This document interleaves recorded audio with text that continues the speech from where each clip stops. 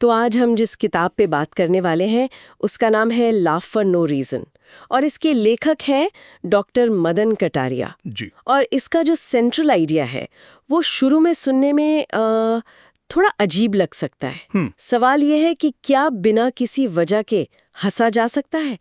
मतलब हंसी को एक एक्सरसाइज की तरह, जैसे हम जिम जाते हैं वैसे रोज किया जा सकता है। बिल्कुल, और यही अजीब लगने वाला आइडिया आज लाफ्टर योग या हास्य योग के नाम से ग्लोबल मूवमेंट बन चुका है। अच्छा। और इसकी खासियत यही है कि इसमें हंसने के लिए किसी चुटकुले, कॉमेडी या मतलब किसी भी वजह की जरूरत नहीं होती। आप बस हंसी को एक शारीरिक क्रिया की तरह इस्तेमाल करते हैं। वाह, ये तो बहुत ही दिलचस्प है। तो चलिए आज इसी की तह तक जाते हैं। एक डॉक्टर जो खुद अपनी जिंदगी में हंसना भूल गया था, वो पूरी दुनिया को बिना वजह हंसना कैसे सिखा रहा है। बिल्कुल, इसके पीछे की कहानी क्या है, साइंस क्या कहता है, और लोग इसे अपना क्यों रहे हैं, चलिए इसे परत दर परत समझते हैं। जरूर। तो ये कहानी शुरू होती है 1995 में मुंबई के एक डॉक्टर मदन कटारिया से। वो एक प्रैक्टिसिंग डॉक्टर थे और अपनी एक हेल्थ मैगजीन भी चलाते थे, माय डॉक्टर। जी। और उनकी जिंदगी मतलब काफी तनाव भरी थी और वो खुद महसूस कर रही थी कि उनकी हंसी कहीं खो गई है। और इसी दौरान वो अपनी पत्रिका के लिए एक आर्टिकल लिख रहे थे। टॉपिक था हंसी सबसे अच्छी दवा। अच्छा। और रिसर्च करते हुए उन्हें बहुत सारी साइंटिफिक स्टडीज मिली जो हंसी के फायदों को साबित कर रही थी, जैसे नॉर्मन कजन्स की किताब। हाँ, मैंने पढ़ी है उनके बारे में, जिन्होंने सिर्फ कॉमेडी फिल्में देखकर और हंसकर एक गंभीर बीमारी को मात दे दी थी। एग्जैक्टली। या फिर डॉक्टर ली बर्ग की रिसर्च, जिसने दिखाया कि हंसने से हमारे शरीर में स्ट्रेस हार्मोन्स कम होते हैं। और यहीं से उन्हें वो स्पार्क मिला है ना। उन्होंने सोचा कि अगर हंसी इतनी फायदेमंद है तो क्यों न इसे अपनी जिंदगी में वापस लाया जाए। बिल्कुल। और इसी सोच के साथ 13 मार्च 1995 को उन्होंने मुंबई के एक पब्लिक पार्क में सिर्फ 5 लोगों के साथ, जहां तक मुझे याद है, हाँ, सिर्फ 5 लोगों के साथ भारत का पहला लाफ्टर क्लब शुरू कर दिया। लेकिन जैसा कि हर नए विचार के साथ होता है, शुरुआत आसान नहीं रही होगी। बिल्कुल नहीं। किताब में लिखा है कि लोग उन्हें देखकर मजाक उड़ाते थे, कुछ ने तो उन्हें मूर्खों की मंडली तक कह दिया। अरे। पर असली समस्या तब आई जब कुछ दिनों बाद अच्छे चुटकुलों और कहानियों का स्टॉक खत्म हो गया। अरे हाँ, ये तो मैंने सोचा ही नहीं। आप रोज रोज नए और अच्छे चुटकुले कहाँ से लाएंगे? वही बात है। और फिर कुछ सदस्य थोड़े भद्दे या आपत्तिजनक चुटकुले सुनाने लगे, जिससे कुछ लोग नाराज हो गए। माहौल खराब होने लगा होगा। हाँ, और 2 हफ्तों में ही क्लब बंद होने की कगार पर आ गया। ऐसा लगा कि ये प्रयोग यहीं खत्म हो जाएगा। और फिर यहीं पे वो बड़ा मोड़ आया होगा। बिल्कुल। डॉक्टर कटारिया निराश थे, लेकिन उन्होंने हार नहीं मानी। उन्होंने अपनी रिसर्च जारी रखी और तभी उन्हें एक बहुत जरूरी जानकारी मिली। क्या थी वो? उन्होंने पढ़ा कि हमारा दिमाग और शरीर असली और नकली हंसी के बीच फर्क नहीं कर सकता। एक मिनट, ये बात मुझे थोड़ी चौंका रही है। मतलब शरीर को बेवकूफ बनाया जा सकता है? एक तरह से हाँ। क्या ये वाकई इतना आसान है कि आप बस हंसने का नाटक करें और आपको सारे फायदे मिल जाएं? हाँ, सुनने में अजीब लगता है, पर इसके पीछे एक ठोस विज्ञान है। इसे कहते हैं motion creates emotion. Motion creates emotion. दी हमारे शरीर और मन का रिश्ता 2 तरफा है। जब हम दुखी होते हैं तो हमारे कंधे झुक जाते हैं, हमारी एनर्जी कम हो जाती है। सही बात है। इसका उल्टा भी उतना ही सच है। अगर आप जानबूझकर अपने शरीर से हंसने की क्रिया करें, कंधे हिलाएं, पेट से आवाज निकालें, चेहरे पर मुस्कान लाएं, तो आपका मन भी उस भावना को महसूस करने लगता है। अच्छा, मतलब fake it until you make it वाला सिद्धांत। तो क्या लाफ्टर क्लब में सब लोग बस नकली हंसी हंसते हैं? शुरुआत नकली हंसी से ही होती है, लेकिन वो असली में बदल जाती है। वो कैसे? इसके 2 वजह हैं। पहली, जब आप एक ग्रुप में होते हैं तो हंसी संक्रामक हो जाती है। हमारे दिमाग में मिरर न्यूरॉन्स होते हैं। हाँ, जो हमें दूसरों के एक्शन की नकल करने के लिए प्रेरित करते हैं। बिल्कुल। तो जब आप दूसरों को हंसते हुए देखते हैं तो आप भी हंसने लगते हैं। और दूसरी वजह है बच्चों जैसी चंचलता या चाइल्ड लाइक प्लेफुलनेस। किताब में खुशी, हैप्पीनेस और आनंद, जॉय के बीच फर्क पर एक बहुत गहरी बात कही गई है। ये मुझे बहुत पसंद आई। हाँ, इस पूरी फिलॉसफी का मतलब सार है। किताब कहती है कि खुशी बाहरी चीजों पर निर्भर करती है। प्रमोशन मिल गया तो खुश, नई गाड़ी खरीद ली तो खुश। ये कंडीशनल है। और अस्थाई भी। एग्जैक्टली। जैसे ही एक इच्छा पूरी होती है, दूसरी आ जाती है। लेकिन आनंद यानी जॉय एक अनकंडीशनल भावना है। वो हमारे अंदर से आती है। जैसे गाना, नाचना या खेलना। बिल्कुल। इनसे जो एहसास होता है वो आनंद है। उसके लिए किसी बाहरी वजह की जरूरत नहीं। और लाफ्टर योग का मकसद उसी अंदरूनी आनंद को जगाना है। ये बात मुझे बहुत अच्छी लगी कि बच्चे किसी चुटकुले पर नहीं हंसते, वो तो खेलते हुए हंसते। हाँ, उनकी हंसी उनके शरीर से निकलती है, दिमाग से नहीं। लाफ्टर योग वयस्कों को बस वही बचपन की खेल भावना लौटाने की कोशिश करता है।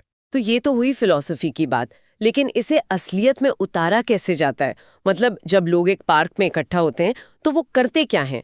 एक टिपिकल सेशन कैसा दिखता है? ये एक बहुत ही व्यवस्थित प्रक्रिया है।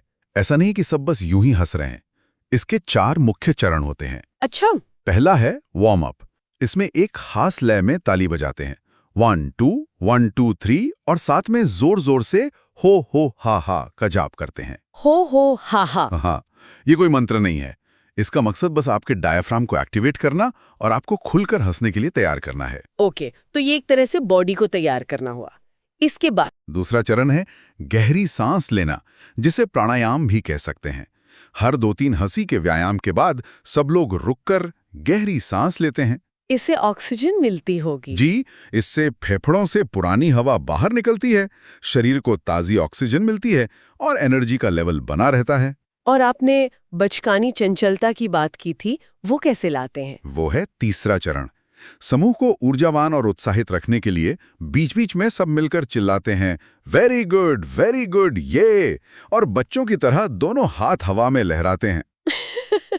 मैं तो बस कल्पना कर रही हूँ कि किसी पार्क में सुबह सुबह लोग खड़े होकर ये सब कर रहे हैं। बाहर से देखने वालों को तो जरूर लगता होगा कि ये क्या हो रहा है। बिल्कुल। और चौथा और सबसे मजेदार चरण वही है, हंसी के व्यायाम। ये व्यायाम ऐसे डिजाइन किए गए हैं कि आपका तर्कवादी दिमाग साइड में हो जाए और आप बस खेल में शामिल हो जाएं। कोई उदाहरण देंगे? किताब में तो कई सारे थे। हाँ, जैसे एक है लायन लाफ्टर। ये योग की सिंह मुद्रा से लिया गया है। अच्छा। इसमें आप अपनी जीभ पूरी बाहर निकालते हैं, आंखें चौड़ी करते हैं, हाथों को शेर के पंजों की तरह बनाते हैं और पेट से दहाड़ते हुए हंसते हैं। इसका मकसद क्या है? इसका मकसद चेहरे और गले की मांसपेशियों को स्ट्रेच करना और सारी शर्म और झिझक को बाहर निकालना है। और वो मिल्क शेक लाफ्टर भी बड़ा मजेदार था। हाँ, मिल्क शेक लाफ्टर में आप कल्पना करते हैं कि आपके दोनों हाथों में एक एक गिलास है। आप एक गिलास से दूसरे में दूध मिलाने का नाटक करते हुए ए की आवाज निकालते हैं और फिर जोर से हंसते हुए उसे पी जाते हैं। बिल्कुल। ये सब सुनने में भले ही बचकाना लगे, पर ये शारीरिक क्रियाएं हंसी को स्वाभाविक रूप से ट्रिगर कर देती हैं। और सेशन खत्म कैसे होता है? क्या बस हंसते हंसते घर चले जाते हैं? नहीं, अंत सबसे गहरा हिस्सा होता है। उसे लाफ्टर मेडिटेशन कहते हैं। मेडिटेशन? उनसे लेट जाते हैं या बैठ जाते हैं और बिना किसी कोशिश के हंसी को अपने आप बहने देते हैं। कई बार ये हंसी एक शांत मुस्कान में बदल जाती है। कभी कभी लोग भावुक भी हो जाते हैं। ये तो एक तरह का इमोशनल क्लेंजिंग हुआ। बिल्कुल। और इसके बाद कुछ शांत करने वाले व्यायाम होते हैं ताकि शरीर और मन वापस सामान्य अवस्था में आ जाएं। ठीक है, तो ये प्रक्रिया सुनने में मजेदार लग रही है, थोड़ी अजीब भी लेकिन मजेदार। पर इसके असली ठोस फायदे क्या हैं? मतलब लोग इसे सिर्फ मजे के लिए कर रहे हैं या इसके पीछे कुछ गहरे स्वास्थ्य लाभ भी हैं? फायदे बहुत गहरे हैं और उन्हें 3 हिस्सों में बांटा जा सकता है, शारीरिक, मानसिक और सामाजिक। ओके। शारीरिक तौर पर जब आप जोर से हंसते हैं तो आपके शरीर में ऑक्सीजन का फ्लो बढ़ जाता है।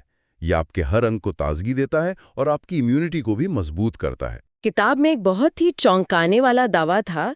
स्टैनफोर्ड यूनिवर्सिटी के डॉक्टर विलियम फ्राई के हवाले से लिखा है कि 10 मिनट की जोरदार हंसी 30 मिनट तक रोइंग मशीन चलाने के बराबर कार्डियो वर्कआउट दे सकती है। जी। क्या ये सच है? मतलब मुझे अपना जिम मेंबरशिप कैंसिल कर देना चाहिए? शायद पूरी तरह कैंसिल नहीं करना चाहिए, लेकिन हाँ, हंसी एक बेहतरीन इंटरनल जॉगिंग है। यह आपके दिल की धड़कन को बढ़ाती है, ब्लड सर्कुलेशन को बेहतर करती है और ब्लड प्रेशर भी कम करती है ना? हाँ, ब्लड प्रेशर को कम करने में भी मदद करती है। कई स्टडीज में पाया गया है कि लाफ्टर सेशन के बाद लोगों का ब्लड प्रेशर कम हो जाता है। ये तो हुए शारीरिक फायदे। मानसिक स्वास्थ्य पर इसका क्या असर होता है, खासकर आज के तनाव भरे माहौल में? मानसिक रूप से ये तनाव के लिए एक रामबाण इलाज है। हंसी आपके शरीर में कॉर्टिसोल जैसे स्ट्रेस हार्मोन्स के लेवल को तुरंत कम कर देती है। अच्छा। और साथ ही ये एंडोर्फिन जैसे फील गुड हार्मोन्स को रिलीज करती है, जो नेचुरल पेन किलर का काम करते हैं और डिप्रेशन से लड़ने में मदद करते हैं। ये आपका मूड तुरंत अच्छा कर देता है। और सामाजिक फायदों के बारे में क्या? मुझे लगता है शायद वो सबसे महत्वपूर्ण है। आप बिल्कुल सही कह रही हैं। लाफ्टर क्लब सिर्फ एक एक्सरसाइज क्लास नहीं है, वे एक समुदाय बन जाते हैं, एक विस्तारित परिवार की तरह। मतलब एक सपोर्ट सिस्टम। बिल्कुल। किताब में ऐसी कई कहानियां हैं जहां लोग एक दूसरे के सुख दुख में साथ खड़े होते हैं। आज के दौर में जहां अकेलापन एक महामारी बनता जा रहा है, ये क्लब लोगों को एक दूसरे से जोड़ते हैं। हंसी लोगों के बीच की दीवारों को गिरा देती है। तो ये सिर्फ व्यक्तिगत स्वास्थ्य से आगे की बात है। किताब में हंसी की आंतरिक भावना या इनर स्पिरिट ऑफ लाफ्टर का भी जिक्र है। इसका क्या मतलब है? इसका मतलब है कि हंसी का अभ्यास सिर्फ खुद को खुश रखने तक सीमित नहीं है। असली मकसद है उस खुशी को दूसरों तक पहुंचाना। अच्छा। जब आप अंदर से आनंदित महसूस करते हैं तो आप स्वाभाविक रूप से दूसरों की तारीफ करते हैं, लोगों को आसानी से माफ कर पाते हैं और सेवा भाव रखते हैं। तो ये हंसी को एक सतही क्रिया से उठाकर एक गहरे आध्यात्मिक अभ्यास का रूप दे देता है। और इसका जो अंतिम लक्ष्य है वो तो बहुत ही बड़ा है, हंसी के माध्यम से विश्व शांति। जी, वर्ल्ड पीस थ्रू लाफ्टर। अब सच कहूं तो ये सुनने में एक खूबसूरत सपने जैसा लगता है, लेकिन क्या ये थोड़ा ज्यादा आदर्शवादी नहीं है? क्या सच में साथ में हंसने से दुनिया की बड़ी बड़ी समस्याएं हल हो सकती हैं? देखिए, ये एक बहुत जायज सवाल है। डॉक्टर कटारिया खुद कहते हैं कि ये आदर्शवादी लग सकता है, लेकिन इसके पीछे का तर्क बहुत सरल है। क्या तर्क है? तर्क ये है कि दुनिया में जो भी युद्ध या संघर्ष है वो दरअसल हमारे मन के अंदर चल रहे युद्ध का ही प्रतिबिंब है। अगर हम अपने अंदर शांति स्थापित नहीं कर सकते तो हम बाहर शांति की उम्मीद कैसे करें? बारे में है जिससे हम समस्याओं का सामना बेहतर ढंग से कर सकें। बिल्कुल। जब आप नियमित रूप से हंसते हैं तो आपके शरीर की केमिस्ट्री बदलती है। आप ज्यादा सकारात्मक, ज्यादा करुणामय और ज्यादा जुड़ा हुआ महसूस करते हैं। और हंसी एक सार्वभौमिक भाषा है। एग्जैक्टली। इसे समझने के लिए किसी भाषा या संस्कृति की जरूरत नहीं। ये धर्म, देश और नस्ल की सीमाओं का तोड़ देती है। विचार ये है कि अगर दुनिया भर के लोग एक साथ हंसना सीख लें तो ये मानवता को एक बड़े परिवार की तरह जोड़ने की शक्ति रखती है। जैसा कि किताब में कहा गया है, जब आप हंसते हैं आप बदलते हैं, और जब आप बदलते हैं तो पूरी दुनिया बदल जाती है। बिल्कुल। तो आज की इस पूरी बातचीत का सार ये है कि हंसी सिर्फ एक प्रतिक्रिया नहीं है जिसे हम किसी चुटकुले के इंतजार में रोक कर रखते हैं। ये एक सचेत अभ्यास हो सकता है, एक चुनाव हो सकता है, एक ऐसा अभ्यास जो चुटकुलों की कमी के एक संकट से शुरू हुआ और आज 100 से ज्यादा देशों में एक आंदोलन बन चुका है। ये हमें यही दिखाता है कि कभी-कभी सबसे सरल क्रियाओं में जिन्हें हम महत्वहीन समझते हैं, जैसे कि हंसना, हमारे शारीरिक, मानसिक और सामाजिक जीवन में गहरे बदलाव लाने की क्षमता होती है। यह इस विचार को चुनौती देता है कि हमें खुश रहने के लिए किसी बाहरी कारण की जरूरत है। बिल्कुल, ये शक्ति हमारे अंदर ही है। और आज की चर्चा से श्रोताओं के लिए एक सवाल छोड़ जाते हैं। हम अक्सर हंसने के लिए सही पल या सही वजह का इंतजार करते हैं। क्या होगा अगर हम हंसी को एक कारण के बजाय एक चुनाव के रूप में देखना शुरू कर दें? एक बहुत अच्छा सवाल है। हमारे रोजमर्रा के जीवन में शायद ट्रैफिक में फंसे होने पर या किसी मुश्किल काम के बीच हम जानबूझकर हंसी को कहाँ और कैसे शामिल कर सकते हैं?